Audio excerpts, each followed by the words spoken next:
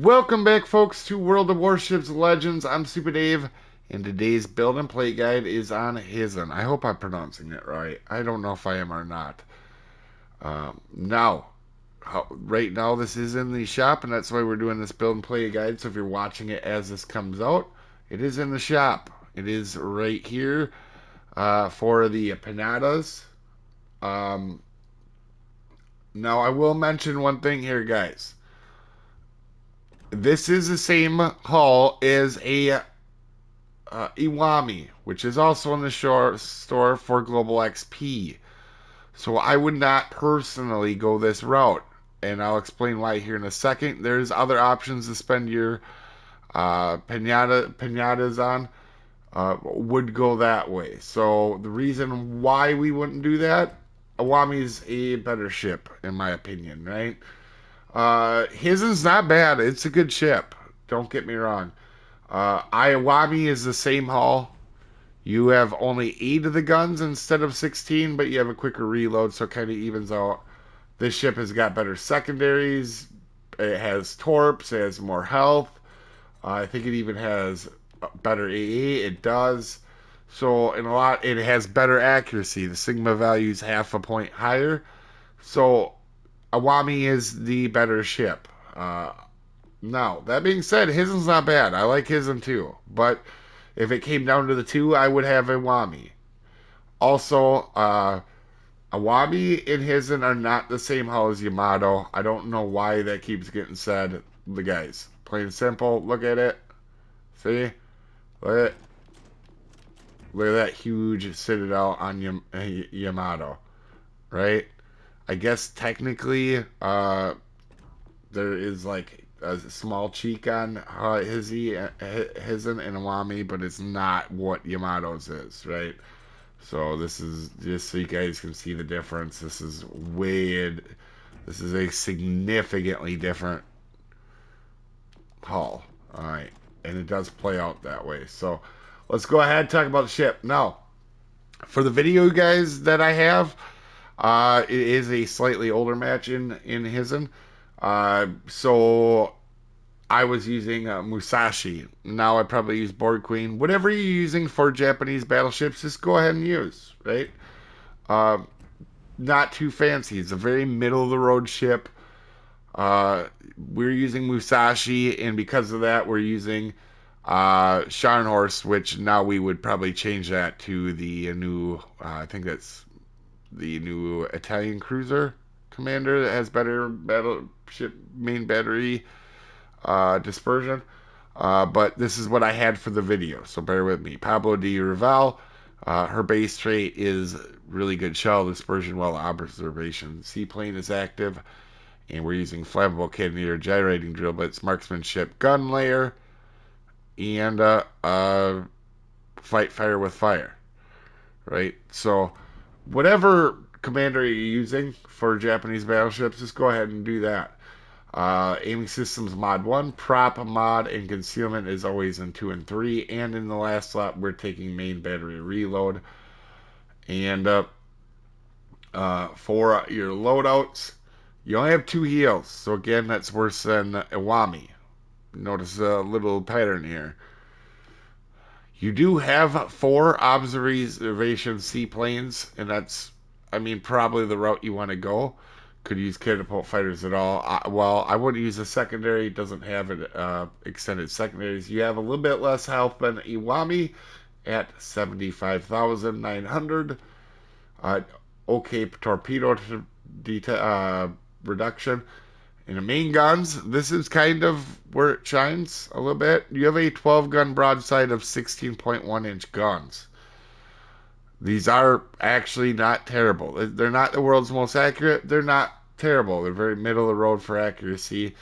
Um, HE pens 68 millimeters of armor. Uh, so I wouldn't use HE very often. I'd be using AP more often than not. As you can see here, 8A defense, again, lower than Iwami's.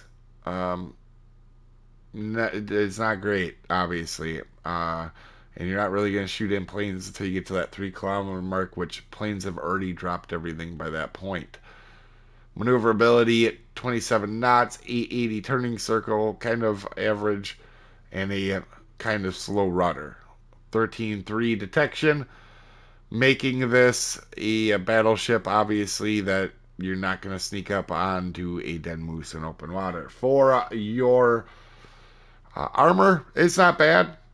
You don't have that big cheek like Yamato.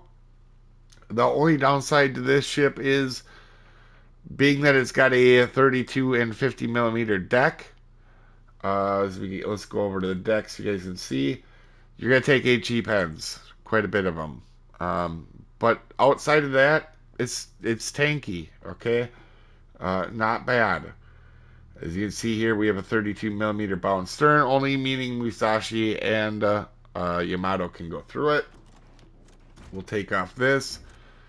And you can see you do have a turtleback, but the Japanese turtleback's not, right? It is like Matsu's turtleback.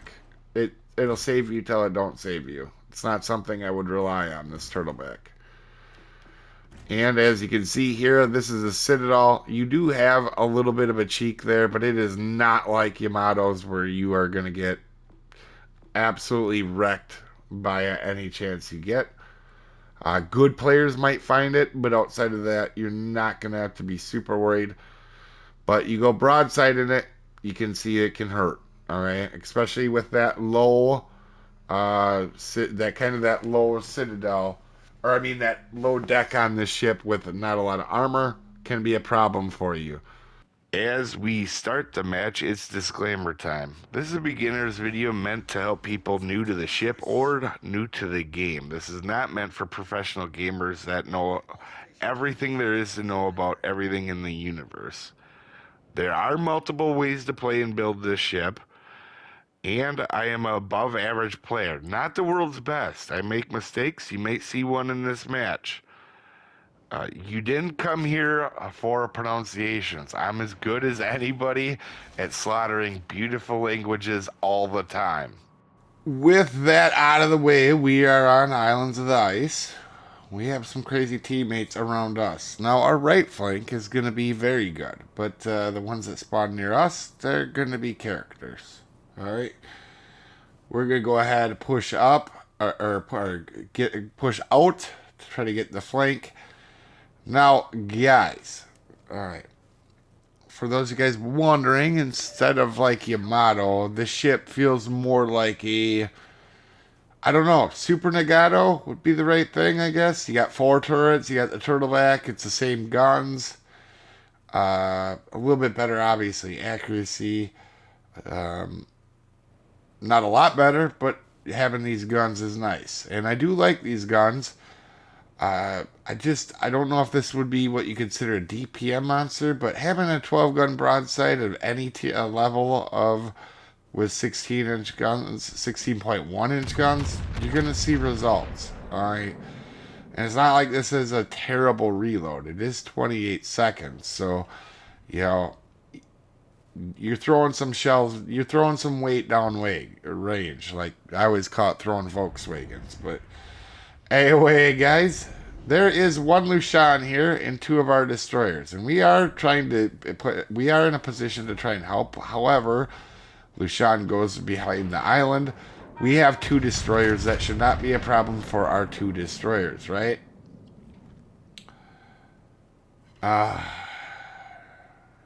Nope. They're gonna go down. Now, granted, it is Lushan.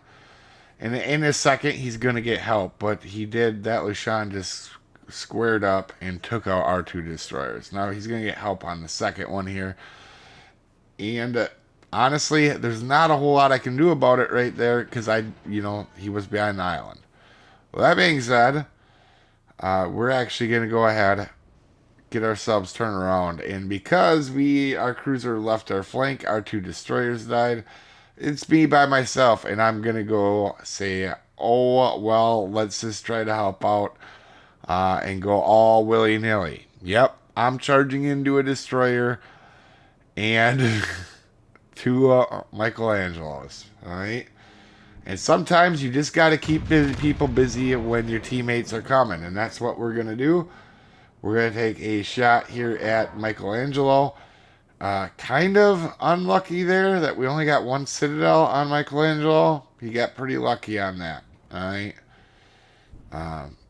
That being said, I'm not really scared of Michelangelos. Most Michelangelos, like you seen the other day, kind of crazy plays, right?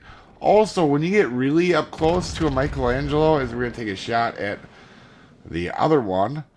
And to be fair, I did not lead him a lot enough. That was kind of my daily dumb Dave moment. But we did get a couple full pens, right? We're going to keep this side busy until our friends get done whooping up on the right flank. And that's what we're going to do, is we're going to hold it down. We're going to even take some pretty good shots. Here's LaShawn. We're going to do more damage than our two destroyers did against them. As you can see, we take a significant chunk off of his health with 5 shells hitting.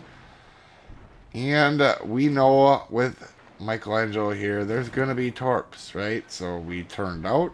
There are torps coming. And we did our best, but Lucian does get us with 1. Main is at the center of the map, broadside. We're going to go ahead and try to do our best to actually hit him. He is slightly angled. And we got to be careful of this destroyer now. And you can see we do a hefty little chunk to main, and he goes down right afterward. And now we're going to start brawling with Michelangelo. Now, I wouldn't always recommend this, guys, but just going to show you guys, I've been taking a beating for a while in this ship, right? It can take a beating. You just got to be smart with it. Michelangelo gets a little cocky. And you guys want to see a magic trick? Ta-da! There is one less Michelangelo there now.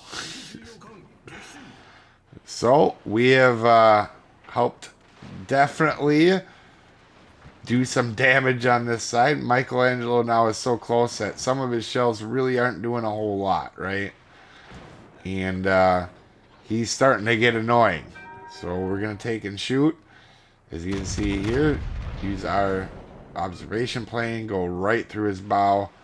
He felt that. Now, we know there's a destroyer right behind this island. We know Michelangelo set torps. We're going to try to beach ourselves on this island to, in fact, let them torps go whizzing by, hopefully from both sides.